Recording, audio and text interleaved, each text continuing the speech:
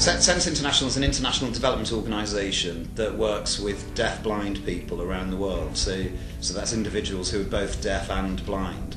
And Sense International works in Asia and Africa and Eastern Europe, supporting deaf-blind people and their families and professionals who work with them.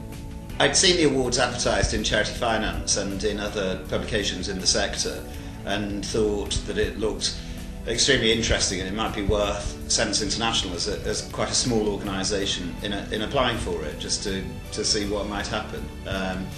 We were delighted to be shortlisted, and then we got through to the final three, and at that time that was great success in itself for us. And then turned up at the evening of the awards, not anticipating anything at all, and then obviously we were absolutely delighted when we won it, and it was a tremendous evening and absolutely fantastic for the organisation. When you are a small organisation that's not very well known, to get an award like that can suddenly give you a lot of extra credibility, a lot of kudos within the sector. Other international charities would have known that we were the International Charity of the Year, and it endorsed the approach we were taking and made us think that yes, within the sector we were then acknowledged as doing the right thing. But it gave us real credibility with donors.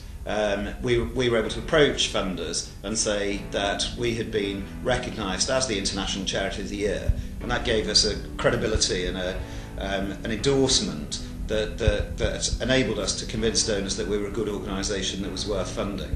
And I'd say that we picked up some substantial grants, but not as a direct result, but it certainly helped, from organisations such as Comic Relief, the Department for International Development and other donors, on the back of being able to say that we were the International Charity of the Year. It was a really good networking evening, it was an enjoyable evening, and then it was just a fantastic surprise to win. It was one of those moments where you don't think you're going to win and you do, and it's a tremendous feeling.